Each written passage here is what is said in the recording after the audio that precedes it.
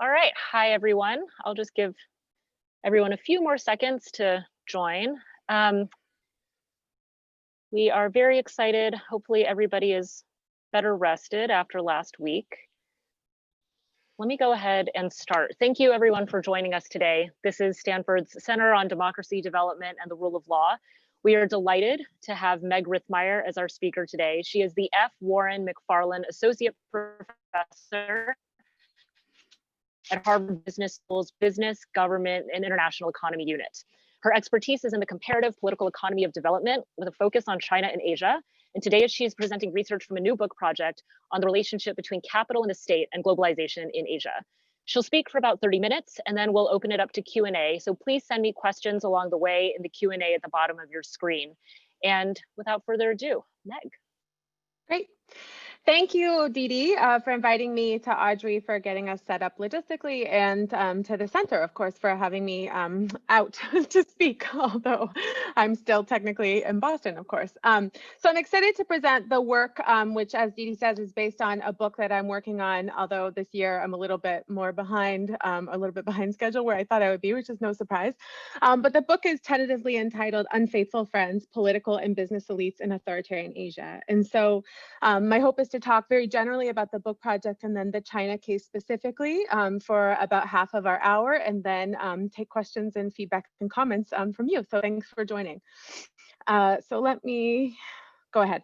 Okay, so the theoretical motivation of the book is a broad one situated in comparative politics and political economy more generally, which is the question of how authoritarian regimes discipline business elites. And so there's this interesting dilemma for most authoritarian regimes that want to grow economically at all, which is if you over-discipline business elites and economic elites, so require absolute political fealty, don't let them maneuver independently at all, they're unlikely to invest and grow the economy. But if you under-discipline them, then they might actually gain political power and become opposition forces in the regime.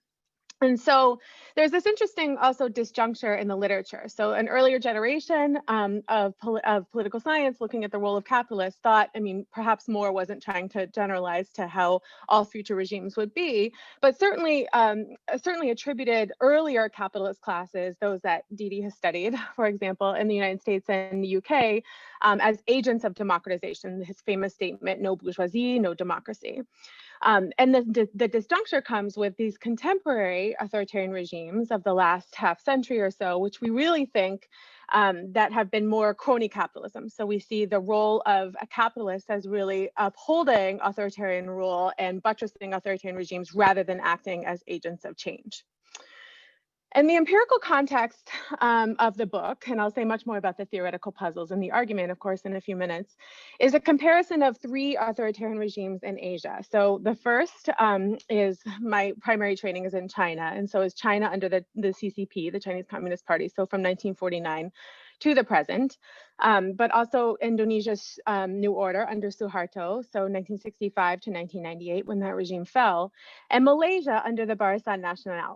So the Barisan Nasional, after 60 years, lost the election in 2018, is sort of back in power now. And so I'm unwilling to say if that was a moment of democratization or of the fall of the regime or exactly what it was. It seems too early to tell. But in any case, the book sort of spans the 1958 to 2018 period and looking at Malaysia. These are regimes that are not frequently compared to one another, in part because the size is different, because the nature of the regimes are very different. But there are a lot of reasons why this comparison actually tells us a lot about the actual question that I'm asking about state-business relations and the effect of state-business relations on both regime longevity and stability and on economic growth and the possibilities for prosperity in these societies. So let me just state a few interesting, I think, empirical puzzles as we look at these different regimes, some ironies. So first of all, if you look at the Chinese regime, it's the one that started out the most punitive toward capitalists, of course, with the rise of an anti-capitalist, a communist regime led by Mao Zedong, famously in the 20s through the 1940s, that for the first 20 years of the People's Republic of China, treated capitalists with a kind of brutal authoritarianism. And we see that in the very violent land reform campaigns, the period of socialization, which was very rapid in the 1950s, and then in the Cultural Revolution in the late 1960s. And ironically, China, so Asia is now home to the most billionaires, as you see in the news article, but China leading the pack. So China now has scores of millionaires and billionaires. We see them, or we have seen them for a long period of time. It's very close to the Chinese Communist Party. And of course, out of all of these regimes, China has grown and advanced most quickly, most dramatically, and gotten rich faster than almost anyone. So that's the irony kind of thinking about China situated in authoritarian Asia. Malaysia presents another set of ironic puzzles. So Malaysia is this regime that came to power on a staunchly anti-communist, totally anti-communist regime, and this kind of police action against a communist insurgency in the late 1940s and early 1950s. And so this hyper-capitalist regime that has ironically pursued the most coercive distribution agenda, in the words of Albertus, Slater, and Fenner, in Asia. So the kind of capitalist being the foundation of the regime, yet the regime being incredibly redistributive, mostly on an ethnic basis over a very long period of time in Malaysia. So very punitive policies towards capitalists and towards Chinese capitalists in particular. And then lastly, we have Indonesia, where this beautiful friendship between, so Suharto comes to power on a very kind of anti-Chinese, anti-communist, although those identities did not overlap very frequently, actually, in Indonesia. But this incredible violence towards ethnic Chinese in the mid-1960s. And then there was this beautiful friendship between the elite Chinese communists and Suharto that ended very quickly in the late 1990s as those specific Chinese business elites betrayed Suharto very rapidly, withdrawing their finances from the country, precipitating an economic crisis that was eventually the end, essentially, of Suharto's regime. So, in words, here are these puzzles. So why have these regimes that are supposedly founded on alliances between autocrats and capitalists, so Malaysia and Indonesia, witness one side betraying the other quite dramatically? Why has the regime with the most punitive history toward business elites outperformed the others in both economic growth and actually in political stability? And why do business-state relations in all three regimes come to be seen as crony? That's a word that's used to describe all three of them, but we have very different outcomes with crony capitalism. So some generate growth and political stability, and others seem to generate perpetual economic stagnation or crisis. And so now let me say what I think the existing literature doesn't do very well. So concepts that I think that do less than we think that they might do. So the first is the concept of co-optation. And so there are plenty of books written and articles written about the co-optation of the capitalist class, particularly in China, but in other authoritarian regimes, books and articles that I do love. But co-optation doesn't really tell us much for a couple of reasons, and neither does cronyism. And so let me explain that. So we have a lot of regimes that are described as crony, and again, some grow and some don't grow, and some are stable and some are unstable, very rapidly unstable. And so let me just show what I think an illustration of why these concepts don't tell us much. And so what you're looking at here, so those of you who study China may know who some of these individuals are, but you're looking at four business elites in contemporary China who've had very different fates. So Li Yifei on the top is the manager of a very famous hedge fund. She was detained by the state in 2015 during the stock market crisis. She said that she was meditating in a mountain retreat, but it later came out that, of course, she was detained by authorities during that time, questioned about her role and her knowledge about some of the instability in China's equity markets in 2015. On the right, the top right, you have Xiao Jianhua, who is a banker to the business class, so a super crony capitalist, financial capitalist who's close to everyone, every family within the Politburo, had been for 30 years. He was kidnapped in 2017 from the Hong Kong Four Seasons and kidnapped back to the mainland on the eve of Chinese New Year. He's still in state custody, still no formal charges against Xiao Jianhua. On the bottom left, you have someone who lives in New York City, who many of you may have heard of, Guo Wengui. He's this tycoon who has this penthouse in New York City, who has formed an alternative regime to the People's Republic alongside Steve Bannon in an interesting twist of fate. But he's in exile in New York City and spends a lot of his time recording these elaborate podcasts and videos where he basically tattletales on Chinese business elites. Most of what he says is untrue. Some of it may be true. It's hard to discern what's true, what's fantasy. But in any case, he's wanted in China very seriously. His assets have been seized. His family's been endangered in China. Then on the bottom right, you have Guo Guanzhang, who is a pretty famous kind of China's Warren Buffett, is what he's imagined as, a head of a major conglomerate in China, who was detained several times between 2015 and 2016, but each time was released, right? And continues to head his company, which continues to do quite well in China, although it's had to unwind a bunch of investments, et cetera. So what's interesting about this is all of these people have been described as co-opted at some point in time or another, and all of them have been described as cronies, but of course their fates are very different. So Li Yifei and Guo Guanzhang continue to amass fortunes as capitalists in China, whereas Xiao Jianhua and Guo Wengui are either exiled or have defected or are in state custody. And so what explains why some cronies are cronies for some times and then they suddenly become enemies of the regime, and business seems to be co-opted, but what are the limits of that co-optation? I think often the literature doesn't really describe the actual circumstances that precipitate business and the states turning on one another. And so the book is an attempt to do a little bit more in terms of teasing out the nuances of state-business relations and when you get political loyalty on the part of the business class and when you don't. So the title of the book being Unfaithful Friends gives some hint to what I think about the concept of co-optation, which is I don't really think the business class can be co-opted. I think that they're friends with authoritarians, but they're unfaithful ones, being willing to betray the regime basically when it's in their interest to do so. So what the book does is first develop two different models of state-business relations in authoritarian regimes, and then attempt to explain why you get one or the other and why they change over time. So let me first describe those two kind of patterns of state-business relations, and then try to convince you of my explanation for why you get one or the other. So the first is what I call mutual alignment.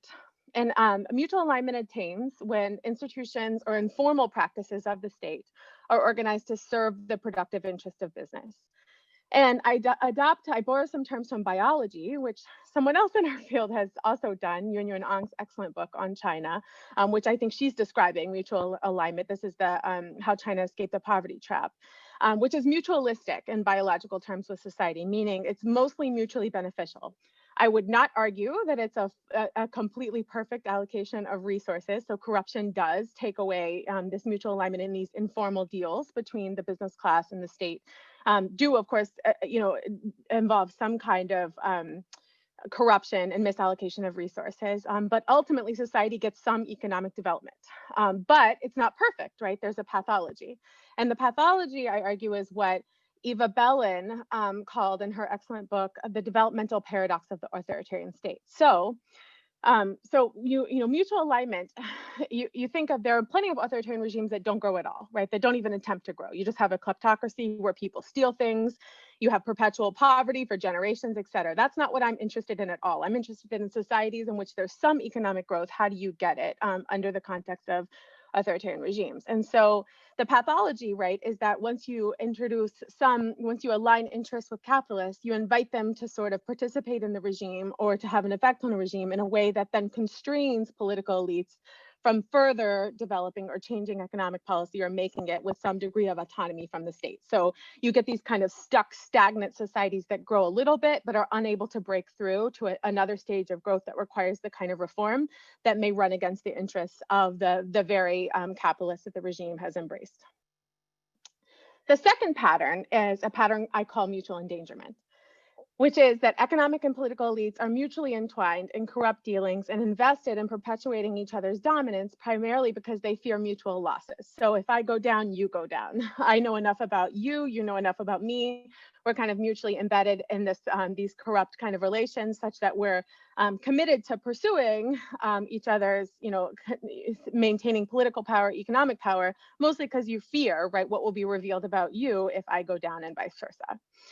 And in biological terms, this kind of relationship is competitive. So it's not the best for society at all. So elites can tend to divert and consume social resources, mostly because they constantly fear their own downfall. They constantly fear the downfall of their patrons, and therefore are kind of incentivized to take as much from society as they can because they have shorter time horizons.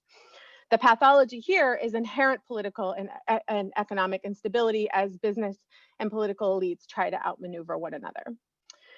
I just want to pause here before I explain or put forth an explanation of why societies look one way or the other and how they change over time, and just point out that both mutual alignment and mutual endangerment look like cozy state-business relations. They look like cooptation, and they look like cronyism. So both when elites trust each other and institutions are organized kind of for the benefit of political or of business elites and society is developing, we see a lot of kickbacks, corruption, dinners, like coziness basically between business and political elites, and in mutual endangerment. So when we say that, someone like Sudono Salim, whose picture I showed with Suharto several slides ago, they have a beautiful friendship, right? They're very close, but they nonetheless may be extracting and extorting resources from one another.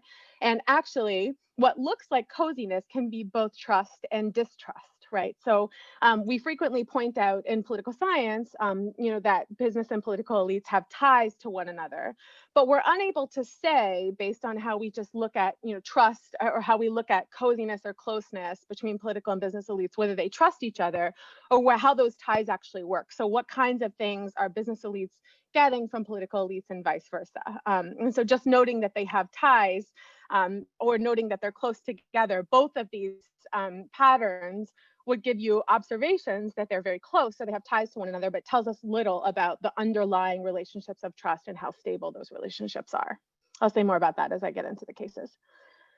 So the two explanatory variables that I use to explain why you get mutual alignment or you get mutual endangerment are the political status of capitalists. And by that, I mean whether capitalists are able to become political elites or able to hold formal political power or not. And second is the regime control of resources. And specifically, I look at financial control. So I have this, someone once said to me a long time ago, some books should just be articles and other things should really be books. I'd like to think that this is really a book and that there are a lot of moving parts and it's quite complex. And so I don't want to get into all of the intricate details of everything because I want to be able to give you a satisfying argument and, hopefully that you learn something from the seminars. So I'm not going to get too deep into either the political status of capitalists or the regime control of resources, but I do want to say a few things about both of those explanatory variables. So the first, political status, so whether capitalists are viewed as politically legitimate or not. And so it affects a lot of things. It affects how capitalists channel their demands. So whether capitalists are able to run for office or formally advocate for themselves or hold political power, they're going to basically lobby for what's good, or they're going to channel their demands, whether they do it formally or informally, right? And if they're purposefully excluded from the regime for one reason or another, and interestingly, those reasons differ, right, across my cases. So in the case of Malaysia or Indonesia, it's really about the ethnic status of most capitalists being that they're ethnically Chinese, which makes them kind of illegitimate, or at least in the Indonesian case it does. So they're going to channel their demands, but whether they do it formally or informally matters. It matters quite a bit. So secrecy has been important for economists for decades, right? Thinking about how the role of secrecy really affects the allocation of resources. But it's important politically as well, because if capitalists are not able to formally channel their demands, they're going to do so basically informally and illegally, which means that information becomes imbued with political power. So, that someone has a political elite who advocates for them, that becomes politically important, and that information becomes politically salient in a way that can be weaponized between political elites and among them. So if political status is marginal, it kind of pushes more towards the mutual endangerment, but not always, as we'll see. It affects the time horizons and the behavior of capitalist elites if they deal with existential illegitimacy, as I argue they have in the Indonesian case, again, because of the ethnic status of most capitalist Chinese in China, or in Indonesia, and in China, because the regime was really founded as an anti-capitalist communist regime. Even though many of its institutions and practices have changed over time, I would argue that capitalists in China inherited and still live with an existential illegitimacy of their political status in the People's Republic. And so in the book, I argued that that this political status is forged during the regime formation period, which is really the late 1940s to the late 1960s in all three cases. And as I said earlier, the cases really are so different from one another. You have a communist state versus a radically anti-communist states in Southeast Asia. But nonetheless, all three of these societies experienced kind of independence, decolonization movements at the same time, and then experienced a kind of mass mobilization, radicalism, and grassroots political violence in the late 1960s. And that does make it for an interesting comparison across the three cases. Most of this work in the book ends up being very deeply archival, and it's very hard to convey. So I don't really talk about it much here. I'm just going to talk about the case of China in a few minutes. But in any case, the political status is the first variable. The second is the coherence of financial control. And I argue that the financial system is, of course, not the only site at which state and business elites interact and sort of interact to decide how resources are allocated. It's not at all the only site, but it is the primary site. And it's a site that exists in almost every society, and for that reason can be compared. And so I can't see who is attending right now, but my first book, as Didi said, is on land politics in China.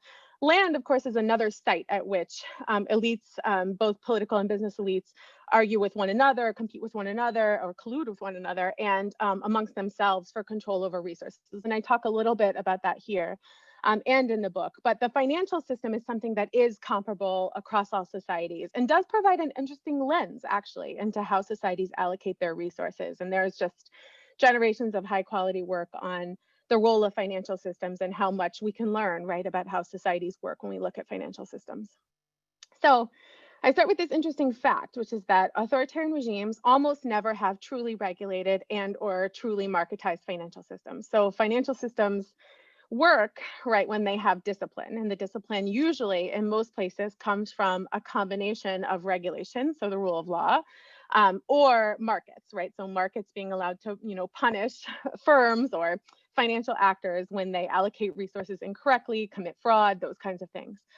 But authoritarian regimes, for a variety of reasons, some of which are obvious, almost never have true markets, nor do they ever have true regulation, because to do that would really usually expose the authoritarian regime itself, or the ruling party or the ruling family or the ruler, right, to being either disciplined by markets or disciplined by rule of law.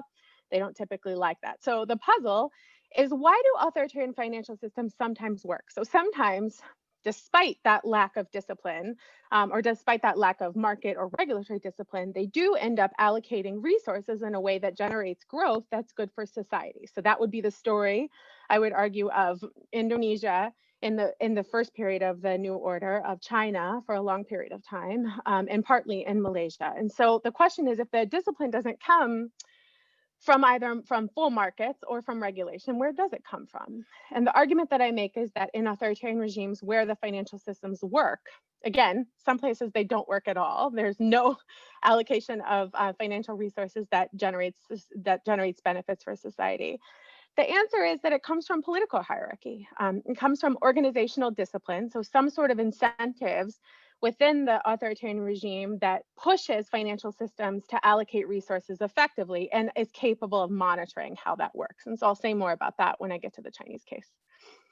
So again, just to go back here, so in the classic 2x2 that political scientists seem to love for these kinds of books, we get basically mutual alignment when the capitalist class is marginal, or it's included, but you have coherent financial systems. And what you get is mutual endangerment if you have both marginal economic elites and you have a fragmented control of the political system. And so how that works out in the cases is that I argue that Malaysia in the early 1990s, so the Malaysian Chinese capitalist class does have formal representation in the regime and is politically included and legitimate. And for that reason, it's hard to get to mutual endangerment, this fundamentally unstable, crisis generating kind of pattern of state business relations. But you do get kind of a dance between coherent and fragmented financial control in Malaysia.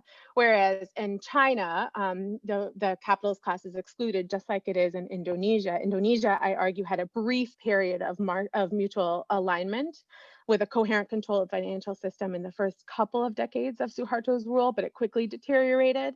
And in China, you have a movement from mutual alignment to mutual endangerment that happens basically in the early 2000s.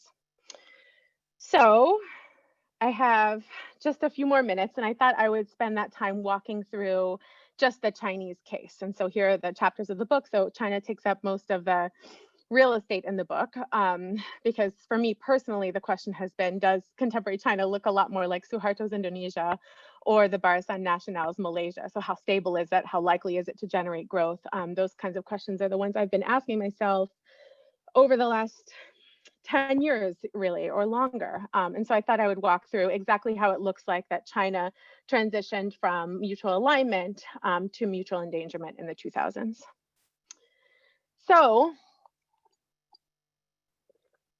the argument about mutual alignment in China's early reform era is not exactly totally novel in the literature. So I mentioned Yuan Ang's work. Jean Oy, also at Stanford, has done work on this. So basically, this general question that has motivated a lot of China scholarship over the last generation or so, which is, how do you get this regime that was supposed to be punitive towards business, that has terrible formal institutions that are good for capitalist growth, and nonetheless, you see with your eyes tremendous amounts of market-driven growth in China?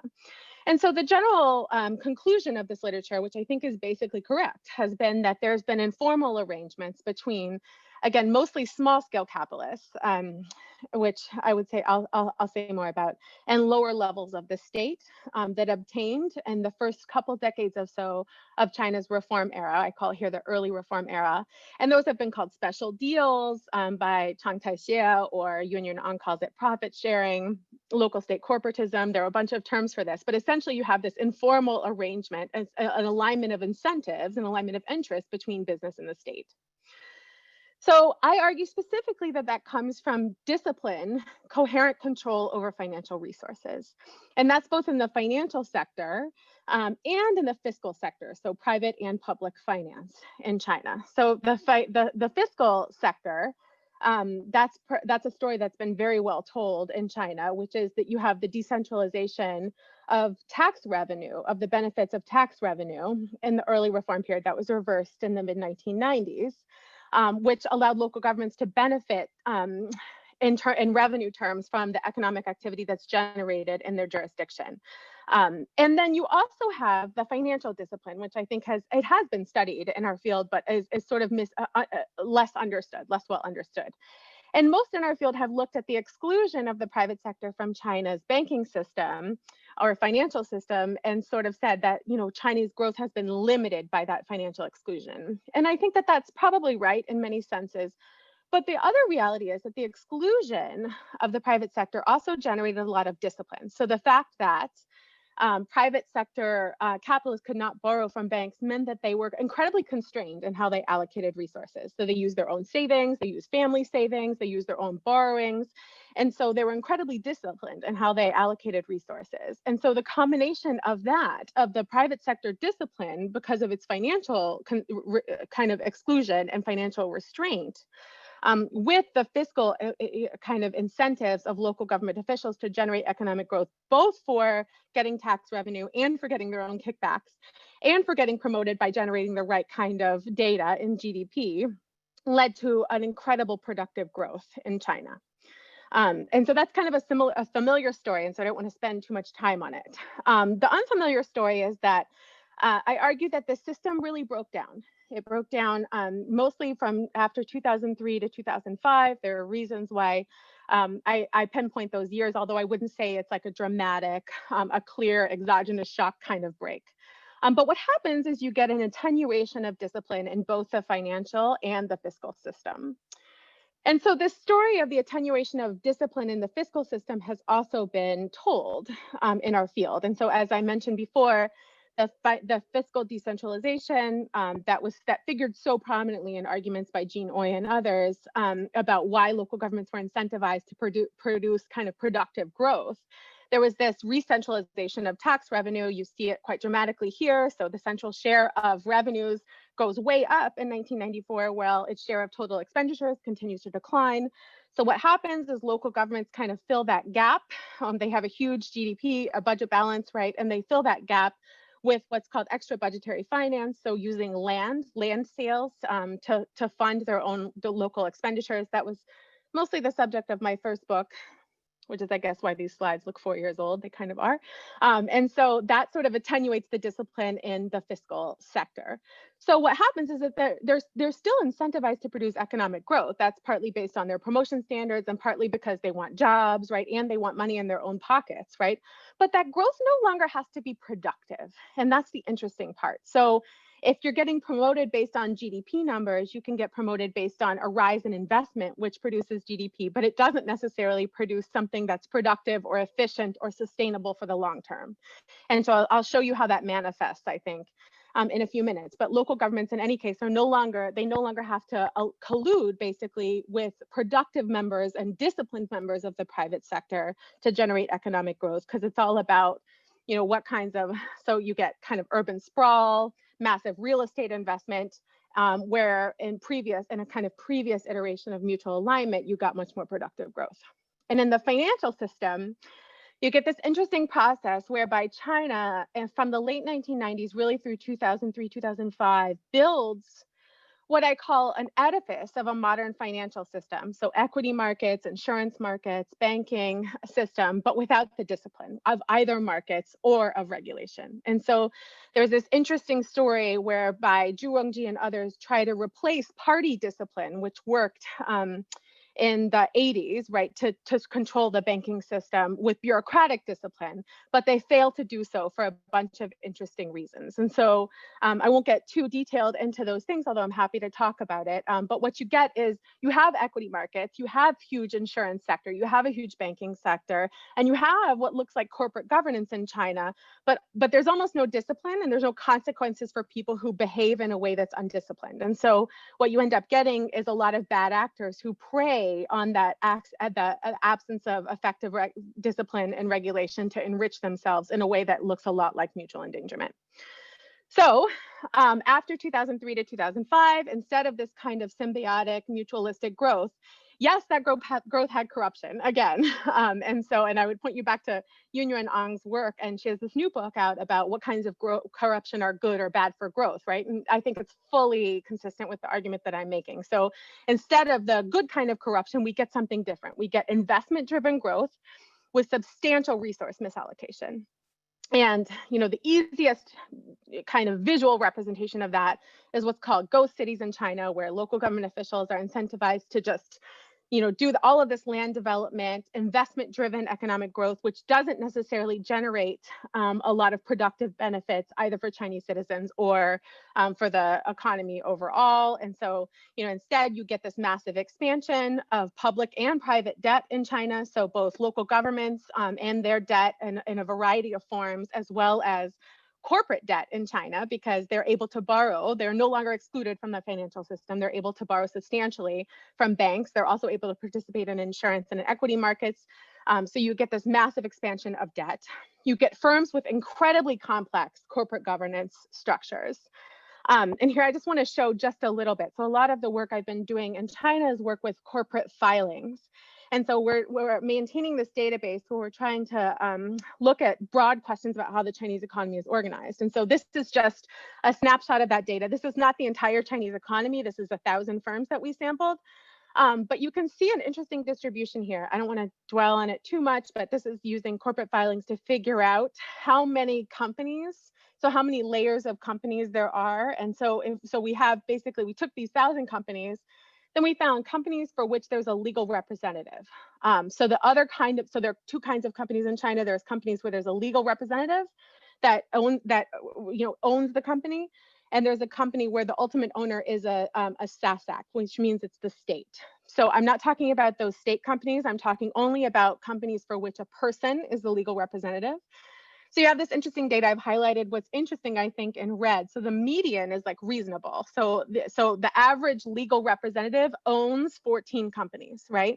But there's a very long tail there. So the max is someone who owns 858 companies, right? And what we find is that this distribution has this long tail where there are a substantial number of private non-state companies In China, where they are incredibly complex, have an incredible amount of layers. And so you see the subsidiaries, the average down here is 28 point, almost 30 subsidiaries, right? For the average kind of private company in China. That doesn't mean they all look like that. It means that there's a long tail, right? So the max is 337 kind of subsidiaries, and then investments, which is non-controlling stake. And so you have these, incredibly sprawling corporate structures in China, which are designed and really used to hide assets and filter them back and forth. And I talk about that a lot in the book. And so I call these mafia-like business systems. I'm happy to say more about that if people are interested, because they basically are designed to obfuscate and plunder, and they extort resources, and then argue that they both kind of endanger, they threaten and protect both people within the firm and political elites who work within them. And you get this massive expansion in China in the past 10 years of fraud, of theft, of political intrigue, all this drama between state and business elites, defections, information wars, like the kind that Guo Wengui is playing, about telling secrets and telling tales about who's affiliated with who. And that really is evidence of mutual endangerment. It's political and business elites that are trapped into this mutual hostage relationship, which is ultimately, but it's not stable. So David Kang has this great book about crony capitalism, where he describes mutual hostages as a stable relationship, but it's not stable in the way that I'm thinking about it, because they're constantly threatened by one another and therefore have incentives to outmaneuver. And that process of outmaneuvering, whether it's by expatriating assets or getting more incriminating information, it generates a kind of insecurity process that's ultimately quite unstable. Okay, so that was just the Chinese case. I'm more than happy to talk about Malaysia or Indonesia if people are interested in those two cases. But I thought I would just end by kind of relaying some high-level conclusions of the book, or at least I think that they're higher level, theoretical. You may think that they're boring or banal, that's fine. But first is that capitalists are contingent authoritarians. And so Eva Bellin, in an older article called Capitalists, or called people contingent Democrats, talking about capital and labor, and their role in democratization, but they're contingent authoritarians. And so a lot of what we describe as co-optation or cronyism is just as easily distrust than trust. And so we tend to look at, the business sector isn't right now advocating for democratic change, and I'll say more about that in a second, and think that they're permanently integrated into the regime. But in fact, it's deeply contingent. They're happy to support the party or support an authoritarian regime when they can pursue profits, but as soon as they can't, they act in ways that can be quite damaging, actually, to the regime. And on that point, we've asked this question quite a bit, especially in China, which is, do capitalists want democracy? Or do they identify as a class? And I would say neither a democratic or an ideology nor a class identity would be necessary for capitalists to have really important effects on authoritarian regimes. So it's rare that you see capitalists just marching in the streets like demanding democracy, but that doesn't mean that they don't contribute to the collapse of authoritarian regimes. And that's really, I think, an important distinction when we think about what the political role of capitalists is in authoritarian countries. Second, I think I find in the book, through the comparison, that capitalists can wield more power over authoritarian regimes when they're excluded, ironically, rather than from when they're included. When they're included and they're part of the governing coalition, they have this incentive to constantly make sacrifices or make arrangements over and over again with the ruling regime, no matter how punitive those arrangements can be. And I think that's the story of Malaysia and the Chinese capitalist class in Malaysia. But when they're excluded, they tend to hold this existential threat over political elites, either through information or being willing to withdraw their investment, that withdraw their capital, that can wield more existential power when they're excluded. And the last thing is that I would love for our field to just pay more attention to the dynamism and inherent instability in state business relations in authoritarian regimes. So methodologically, we tend to love to look at things like political ties or, co-optation as sort of static things. Oh, the business class has been neutralized. But in fact, there's a lot of kind of scurrying behind the scenes to maintain power, to change power, to get power over one another. And I don't think our theories of state business relationships or the methods that we've been using to study them really appreciate a lot of that kind of savviness and scurrying on the part of political elites and business elites alike. And so that's what this book is really about, trying to add a lot more nuance and explain a lot more of the internal drama and change over time within regimes to state business relations. So I'll stop there. I went a little more than 30 minutes, but hopefully there'll be plenty of time for questions. So thank you. Thank you so much, Meg. And thank you for stopping screen share, if you don't mind. Yes, I will do that. I'm trying to figure out where the thing is. Okay. So if anybody, just a reminder that if you have questions, please go ahead and type them into the Q&A box. And we already have a few. I think you're going to enjoy them. The first is from Alberto Diaz Calleros, and it uses a term that you just used. Oh, you did it. Okay, good. Okay, good. So it uses a term that you just used, but maybe not in the context you meant to use it. He asks, I wonder about endangerment, whether we can think of it as a kind of pax mafiosa that emerges between criminals, that they can have periods of peace. In general, they have conflicting interests, but there are equilibria, and then an effort not to disrupt the equilibria, because the alternative would be an all-out war. So other forms of mutualism seem to be based on interests that aren't in conflict, but do you think that this dynamic is also at work? So I love this question. Thank you so much.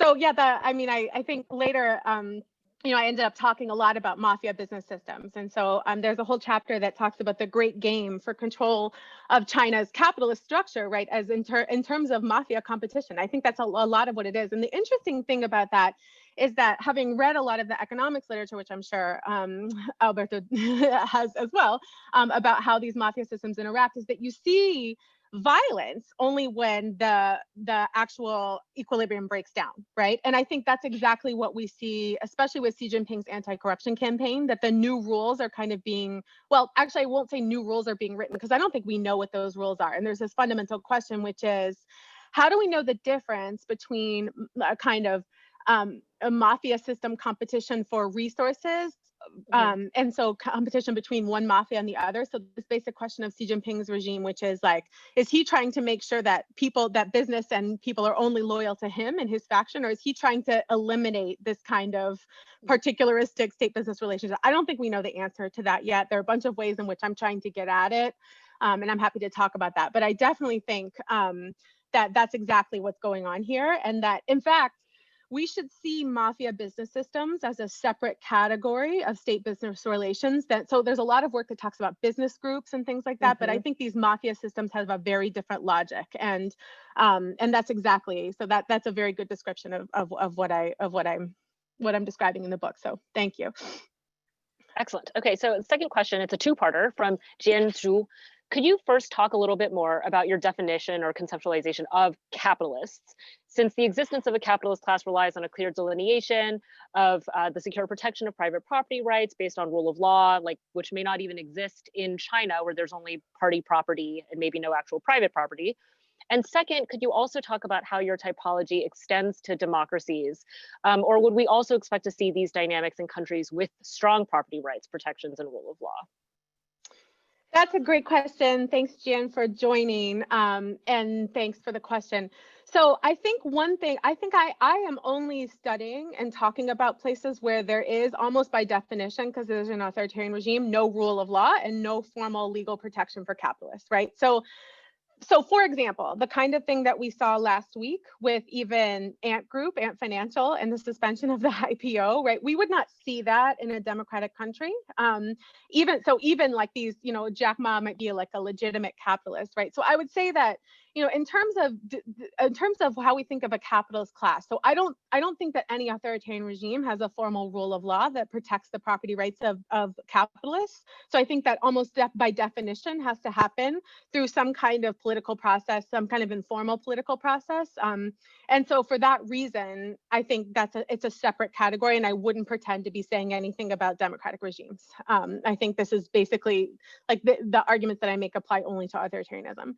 And the question of internal differentiation of the capitalist class is a really thorny one for my work, actually. And I'm not sure I'm trying to think about this in a lot of different ways. There's, because there's many different types of capitalists in China, right? There's what Yimin Lin has called genetic capitalists, so people who are entrepreneurs from the beginning, or there are these red capitalists, so people that benefited from the privatization of state property in the 80s or early 90s or later, or the later 90s, or were formal government officials. I think the capitalists I'm certainly talking about here are not, I'm not talking about state-owned companies in any way. I'm talking about people who see themselves outside of the state. But I'm not sure there, I think there are important differentiations or sources of differentiation, but not so many, especially in terms of the kinds of arguments I'm making. I mean, they're fundamentally, whether you're a red capitalist or a genetic capitalist, you still face fundamental insecurity in China, as the anti-corruption campaign has laid bare. And so I would say that that's an unsatisfying kind of answer. The more difficult part of it is, but it's interesting for the book, is that I get this kind of leverage within Malaysia and Indonesia because Chinese capitalists have a different kind of social and political status than Malay capitalists or Pribumi capitalists in Indonesia, and you don't see the same dynamics at work. And so the fact is that that social exclusion produces that kind of illegitimacy that I think is really important for political status. So I would say every country has a different differentiation of the capitalist regime, and it's really important, but maybe not quite as important as the distinction between authoritarian and democratic regimes in terms of the rule of law. Okay, so this is a direct follow-up to the Ant Capital IPO that you just mentioned, but Zhu Zhang asks, how would you explain the recent suspension of their IPO? Do you think Chinese business elites have political power to a certain degree, or are they still under complete control by the CCP, regardless of how large or influential they are?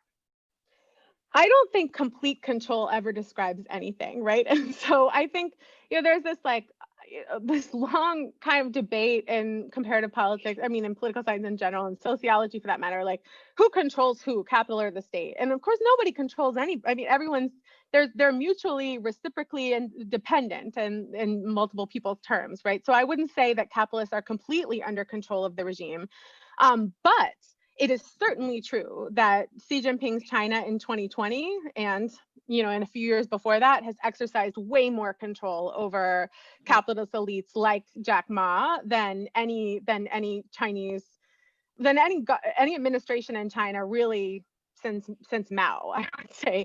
So so I would definitely see that as evidence that the party is taking a resurgent role. And I have some other work on that particular. And, it's an interesting question because I think in some ways, the rise of mutual endangerment and the fact of, and what it produces in terms of economic instability and political instability is exactly the logic that pushed Xi Jinping to adopt the anti-corruption campaign and to adopt a very punitive stance towards a lot of this activity, because it can be really, it can push for decay within a regime and instability really quickly. Financial instability, economic instability, political instability, and I think that's what he's fighting against. I think ironically, you can't really get there, and definitely not permanently, unless you have a kind of rule of law, which is the other, I guess, big conclusion I probably should have put, especially for the CDDRL. But I don't know that he'll be able to do that in the long term. But I see a lot of authoritarian regimes as doing this dance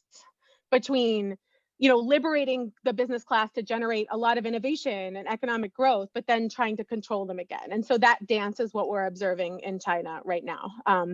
And I see Erin, I'm just going to respond to this really quickly because it's similar. So Erin Carter talks about Ren Zhichang, right? Which is exactly, I think a similar thing to Ma Yun, right? I don't think Ren Zhichang and Ma Yun I don't think they're involved in mutual endangerment in the way that, because what's interesting is about, someone like Xiao Jianhua, the banker who was kidnapped, right?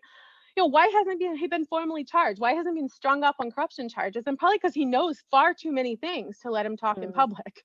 And why was he wanted for a couple of years before he was taken in is probably because they had to neutralize a bunch of people who were still supporting him and who it would have risked had they done it too soon. And so that all of that dance between political and business elites is really interesting and super hard to study, especially systematically.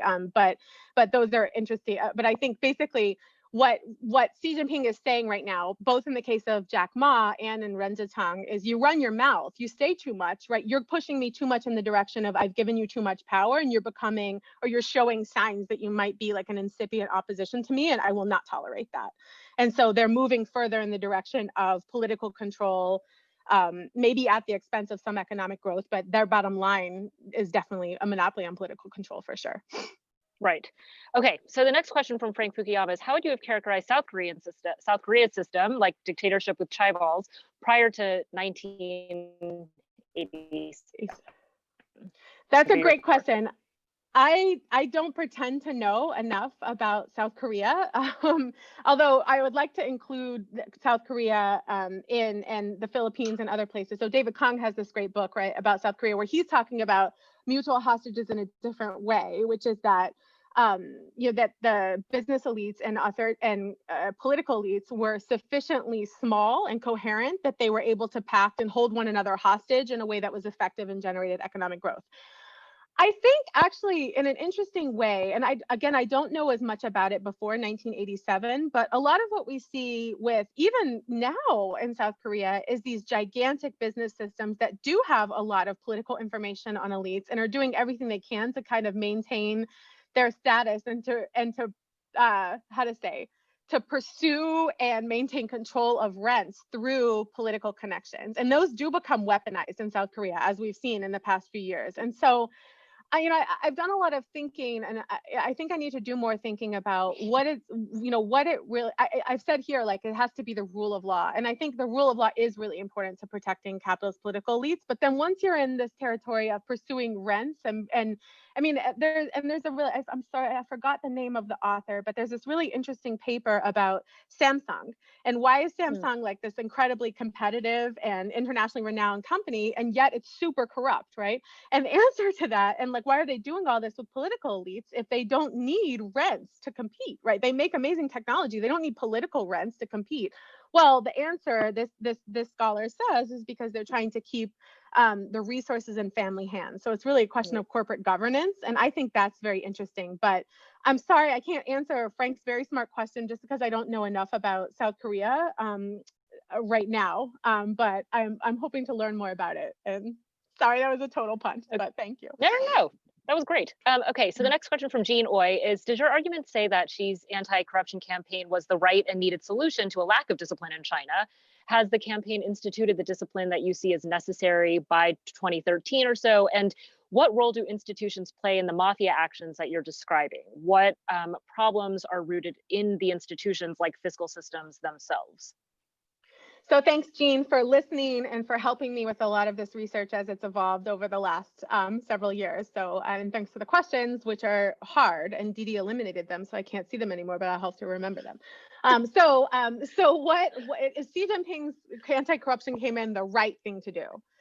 I'm not able, I mean, normatively, I won't answer that question at all. Oh, good, she pasted it back in. Okay, so normatively, I won't answer that question at all. But I think in terms of the arguments I'm making, that basically you need party discipline and monitoring in order to have that. I think probably yes, like that is the goal, right? Is to reinstate that kind of party discipline in the monitoring capacity. So something I've been very interested in, and I talk a lot about in the research, is the turn of the anti-corruption campaign, not only against like cadres who take bribes or, have their family members in business, but regulators and bureaucrats in the financial system who didn't do a good job of regulating, right? And a lot of that is exactly that basically they tried to make bureaucrats who had a bureaucratic code of conduct, but it wasn't enough because they weren't given the right incentives and the rule of law didn't have sufficient teeth for them to actually enforce it.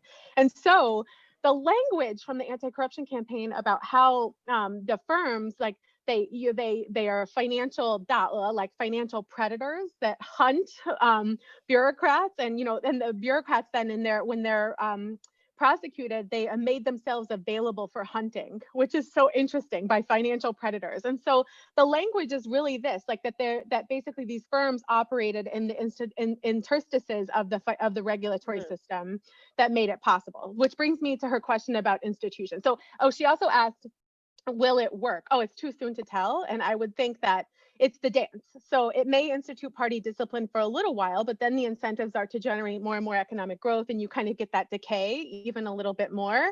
And that has been a dance in reform era China between corruption and anti-corruption. And so I don't think Xi Jinping is able to permanently discipline the business class or reintroduce party discipline unless, you know, there's no market activity at all, or there's formal institutions that protect capitalists, which then would make it very hard for the party to continue to have a monopoly on political control.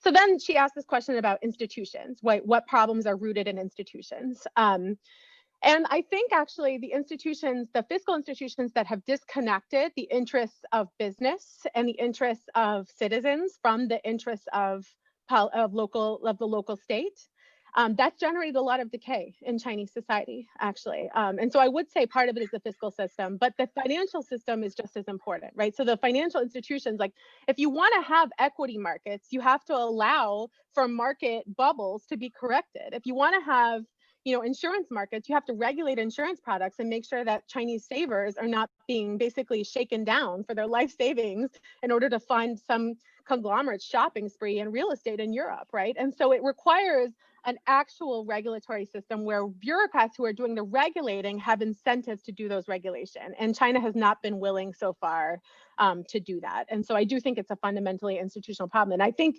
it's a really interesting question. Can you have a modern financial system in an authoritarian regime, like a really modern one with real equity markets? And now you're seeing this interesting thing where Shanghai apparently is trying to replace Hong Kong as the financial capital of Asia. And can you do that if you have a party that is, number one, intolerant of financial risks, meaning that they're willing to basically foot the bill? And that's what ends up happening. So these big mafia systems get themselves into a kind of existential amount of debt, and then they enter the receivership of the state because the state's unwilling to allow financial instability to affect the lives and livelihoods of Chinese citizens, which just generates more moral hazard. I'll make myself too big to fail, the state will end up footing the bill. So can you have that kind of, can you have a really modern financial system without actually subjecting financial participants to market and regulatory discipline? I don't really see any historical evidence that you can. But anyway, so it's a great set of questions. Okay, so another question from Leo Rosenzweig says, is mentioning Leo Ariola's work about the role of business elites in formation of opposition parties in Africa. And he argues that financial capital sources that are independent from the state are critical for creating substantial opposition. Does your argument have similar or contrary implications for whether and when business elites might influence the trajectory of regimes, and particularly the creation of potential sources of opposition? So that's a great question. And I really love that work. And I think that's a lot of the Malaysia story, right? So what ends up happening in Malaysia, so I said that they're engaged in this dance where over time, they have coherent or fragmented control. That fragmented control looks a lot like exactly what Leo Ariola would describe as an independent source of financial control. So participating in global markets, or allocating capital in a way that doesn't actually isn't influenced by the ruling regime, right? And then you end up having basically political losses. So what happens over time is exactly this. So you exactly have alternate parties in Malaysia that end up getting a lot of power, other elites in Malaysia that are funding that. And so a lot of what I see, and I mean, Malaysia is so interesting in the past 10 years because there have been all kinds of financial schemes on the part of the ruler of the UMNO of the party, right? So one MDB, which is super interesting, right? So which everyone's, oh, that's not political, it's just a guy doing fraud.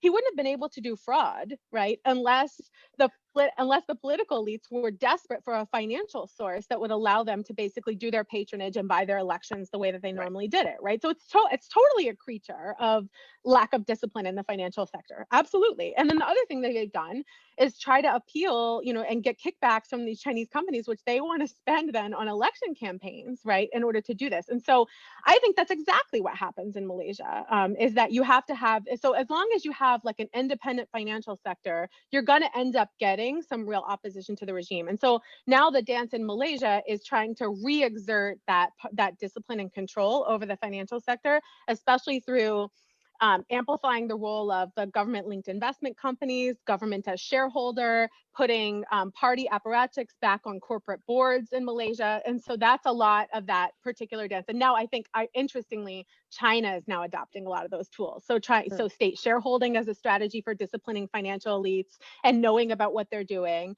Having a role in corporate governance, the party's role in corporate governance, I think is exactly that, to preclude the development of this independent kind of source of financial prowess. And I think a lot of, what Jack Ma did basically, he miscalculated, obviously, but, to say you need this kind of regulation and that kind of regulation. And I think the party's basically saying, we will not be disciplined by regulation. We will not be disciplined by you.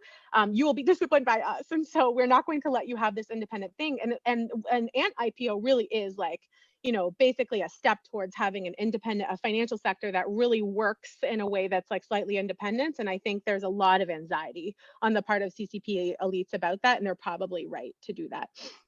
Okay, so with our final minute, I'm going to combine some questions, like from Eric Jensen and Lorenz Pretorius, and a little bit from me, that scholars used to argue China couldn't sustain a growth trajectory without rule of law. And your story about mutual alignment is that states can discipline behavior and provide sort of a substitute for formal legal institutions and provide for some predictable economic activity. So what are the implications of this for the developmental state? And do mutual alignment and mutual endangerment provide a source of authoritarian durability, despite the fact that it creates instability in the meantime? That's a great set of questions. And it reminds me of my one answer to Frank's question about South Korea that I didn't articulate, right? Which is that I think what the question that we ask when we think about rule of law, right? What's the important thing that rule of law does? It does a lot of important things, but one thing it does is provide discipline, right? Provide discipline for participants in a political or a financial system. So one source of discipline, so I think we have to ask ourselves in a lot of questions, where does the discipline come from? It can come from rule of law, but could also come from somewhere else, right? So the South Korea thing is, where did the discipline come from for developmental states? A lot of them, it also came from participation in global markets, which were highly disciplined, right? So you only got financial resources in South Korea or in Japan from banks, right? If you were export oriented and you were successful in inserting yourself into global supply chains. And those are very disciplined by markets globally, right? So there is that source of discipline. And so the question though, I think, about whether China can sustain growth over a long period of time, if you're going to enter a more complex stage of growth, right, where you have like, what I said in one of the slides, it's small scale capitalists for the first 2 decades, right? But what you end up getting then is national level firms, large conglomerate firms. And once you get those, you get this kind of tentacled web-like relationship between political and business elites that make it very hard for either to have independence from one another. And that's where you get a kind of thorny politics that I think are really interesting to explain and have a bunch of effects on political stability that, can manifest really rapidly. And that's, I think, what at least the CCP is really afraid of. I don't know that that was a satisfying answer, but those were very great questions. All of these questions are absolutely. Very good. This has been really fun. Thank you so much for joining us, Meg, and for this really wonderful talk. We are all excited about this book. And thank you to everyone for joining us. Next week will be our final session for the quarter with Salma Musa, one of our postdocs. We look forward to seeing you then. Thanks so much and be safe. Bye, Meg. Thank you. Bye.